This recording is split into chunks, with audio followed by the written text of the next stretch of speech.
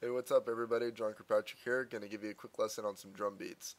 So yeah, like I said in my last video, I didn't want to go too far off in talking about rhythm. I felt like we were getting a little bit off track with showing you how to use Guitar Pro in general. So yeah, without further ado, let's get into some drum beats. Go ahead and make a percussion track. And alright, like I showed you guys in that first video, this is the fundamental basic beat right here. It's used in just about every classic rock song, tons of pop songs. I mean, this beat right here, there's lots of different ways to play it, and a lot of different ways you can kind of make it a little bit more interesting, if you will, but it's a really, really good basis for understanding what's going on in your measure, especially if you're not in 4/4. Anyways, so yeah, this is basically, you've got your 1, your 2, 3, and 4. Those are going to be your main, that's your pulse right there. 1, 2, 3, 4. So the basic beat, we've just got that bass drum lined up on 1 and 3, and that snare in 2 and 4. Some variations of this would be to move that bass drum around. Maybe put it on the end of 1 and the end of 2. Already you're getting, some kind of different variation of the beat, and you can play around a lot with this to get a lot of different kinds of grooves.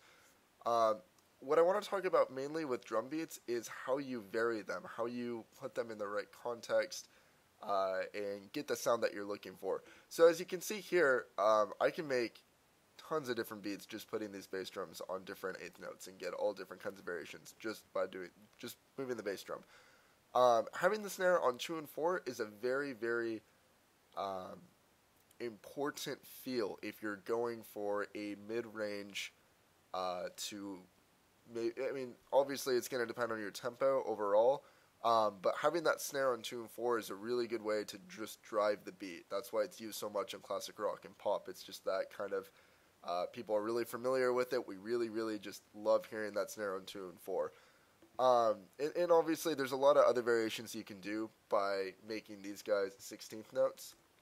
And all I'm doing here, by the way, to add in extra bass drums and whatnot is hitting command and then plus, and it'll let you insert a beat like that. So yeah, if I make those guys 16th notes, we get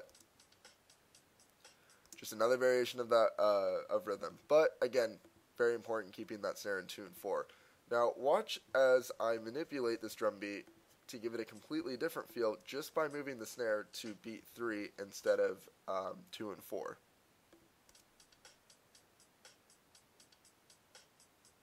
You can tell that the second beat feels a lot more, it feels quote-unquote slower, but remember, our tempo's staying the same, so nothing is really going faster or slower. It's just the way that we're dividing the measure and where we're placing the snare that our ear is so used to hearing.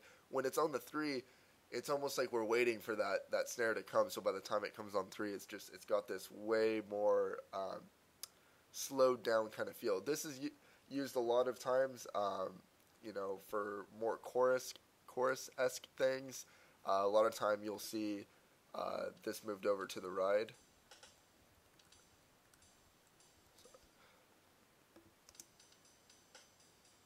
You'll get more of that kind of feel. It's a little bit more open. A lot of times people will refer to this as a closed beat versus this as an open beat. And again, the only things that differ a closed to an open beat is the snare being on 2 and 4 versus the snare being on 3. There's a lot of different variations you can go from here as well by moving the snare. For example, if you want more of an up-tempo feel, then we might put the snare on all the ands. Conversely, we'll go ahead and put the bass drum on 1, 2, 3, and 4, and all of a sudden we're going to get it's not way faster, but compared to, it definitely brings the feel up a little bit more, and you can, move that around even more to get even crazier with it. And obviously, it's going to depend on whether you're doing 8th notes, 16th notes, or anything like that. For any of you guys out there that are interested in some electronic music, this might be a beat that you've heard very often. And you'll notice what I'm doing right now, control-wise, is I'll put down some beats or some notes. I'll hold shift and go on the left key arrow to highlight all of that. Then I'll do Command C and Command V and go ahead and get it, copy and paste.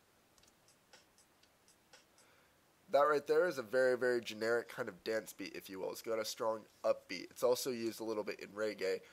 Typically not so, usually not 2 and 4. Reggae is going to be a little bit more 3 oriented or open feel, if you will. Obviously, it depends. Most genres will have close and open. You know, I can't think of a genre off the top of my head that only does 2 and 4, only does 3 for snare. It's all about what feel you're going for and what kind of environment you're trying to create. But yeah, a lot of times also in dance music, you'll see the bass drum on all 4 as well, just to really give that doosh doosh kind of sound, if you will. It depends on what your bass drum is, but yeah, again, if you're walking in that route, this might be something of interest. So let's see. That's a pretty decent overview, just as far as like really, really, really basic drum beats go. We're just talking about moving the snare drum and the bass drum around just a little bit. What I want to talk about next a little bit is where we're at least as far as a little bit more of the metal world. A metal basic beat's going to look a little bit more something like, we'll use more of an open hi-hat feel here, assuming that both feet are on the pedals. We may as well leave the hi-hat open. Oops. Go ahead and copy and paste that. So this would be the basic beat again, except the only difference is now we've got the bass drums running on all the 16th notes. Again, you'll notice the 2 and 4 feeling is very similar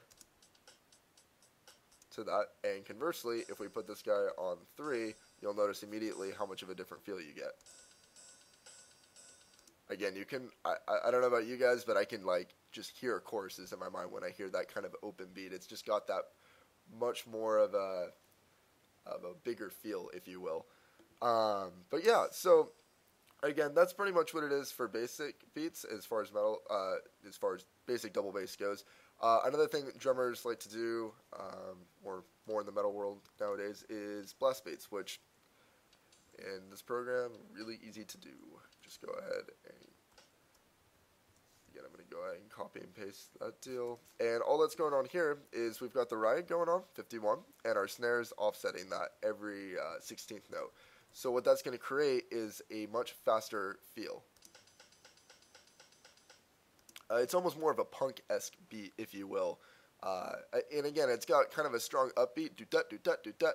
But it all just depends, again, on the context of what you're going for. The really cool thing about drum beats is that a quote-unquote punk-esque beat versus a metal beat versus a pop beat versus an electronic beat can all be utilized in different genres. It's really all about the presentation and what's going on with the rest of the music at that point in time. So don't hesitate to try, or don't feel like, oh, this is a punk beat, I can't ever use it in metal or pop or, whatever genre it is that you're trying to go for. All of these beats are cross-genre, I promise. Same with fills as well when we get into that. But yeah, that's going to wrap it up for the basic beats for now.